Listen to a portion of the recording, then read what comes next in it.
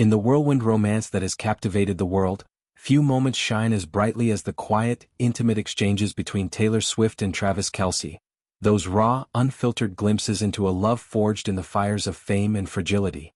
Imagine a scene straight from a heartfelt ballad. The soft glow of a phone screen piercing the darkness of a lonely hotel room, the tentative ring cutting through silence like a lifeline.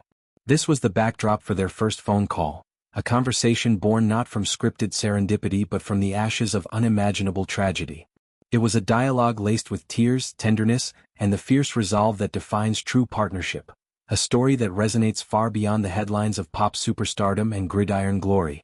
Taylor Swift, the lyrical genius whose voice has soundtracked heartbreak and healing for millions, found herself adrift in the aftermath of Vienna, a city forever scarred by terror's cruel hand. The Eras Tour, her magnum opus of musical reinvention, had ground to a halt under the shadow of thwarted attacks, leaving Swift not just as a performer but as a protector of her devoted fanbase.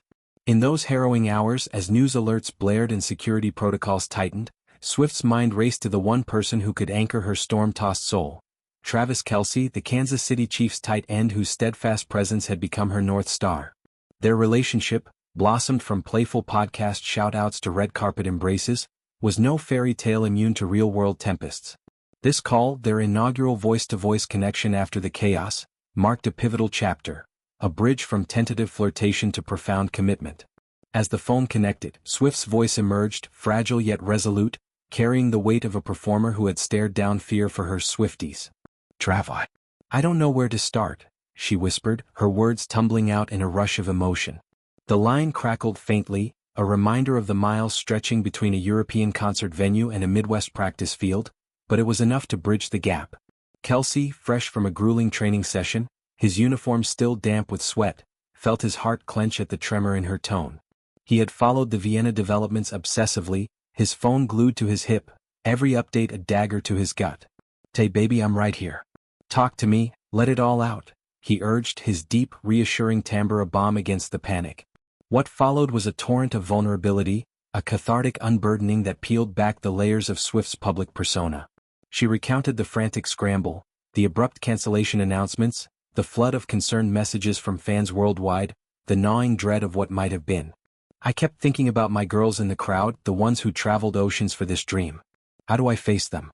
How do I sing about shaking off the bad when it feels like the world's shaking me?" Swift's confession laid bare the duality of her life, the glittering stage where she commands arenas, contrasted with the private terror of safeguarding lives.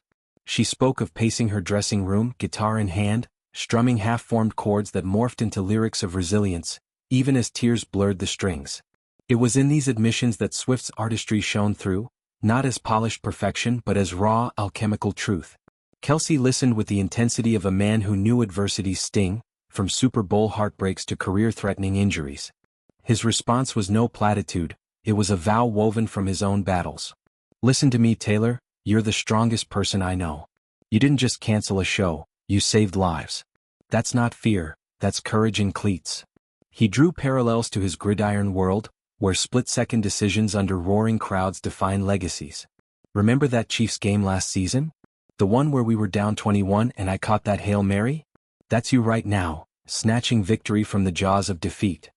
His words, laced with gentle humor, coaxed a watery laugh from Swift, a spark of light in the gloom.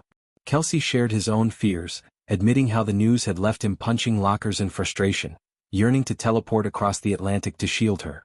"I hate that I can't wrap you up right now, but know this, you're my MVP every damn day." As the conversation deepened, it evolved into a tapestry of shared dreams and quiet affirmations, the kind that fortify souls against tempests. Swift opened up about the tour's emotional toll, the joy of connecting with fans through anthems like "Anti-Hero" and "Karma," juxtaposed with the isolation of constant motion. "It's like living in a beautiful bubble that could pop any second," she mused, her voice steadying as Kelce's affirmations washed over her. He, in turn, painted vivid pictures of their future. Lazy Sundays in Kansas City, where she'd trade sequins for Chiefs jerseys, cheering from the stands as he hauled in passes. "Picture it, Tay, us tailgating with the team, you belting out Lavender Haze, while I grill burgers. No spotlights, just us." These visions weren't escapism.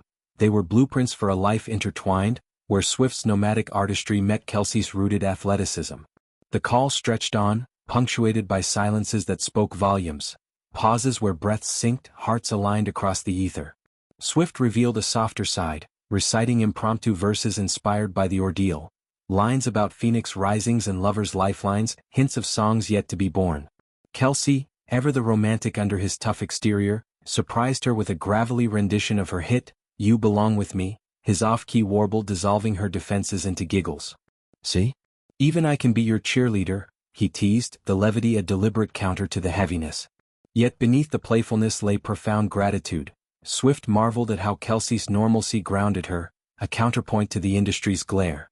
You're my safe harbor, Trav. In a world that spins too fast, you make it still. Emerging from this exchange, both were transformed. For Swift, it was a reclamation of agency, a reminder that vulnerability isn't weakness but the seed of strength. She later channeled this into tour adjustments, enhancing security while reaffirming her bond with fans through heartfelt social media posts and acoustic sets streamed from safer shores. Kelsey, meanwhile, wore his protector's role like armor, publicly praising her poise in interviews and dedicating a game-winning touchdown to My Rock across the pond. Their story rippled outward, inspiring headlines not of scandal but solidarity, a beacon for couples navigating public scrutiny. This first call wasn't merely a checkpoint in their romance. It was a cornerstone, etched in emotion and echoing in every subsequent embrace.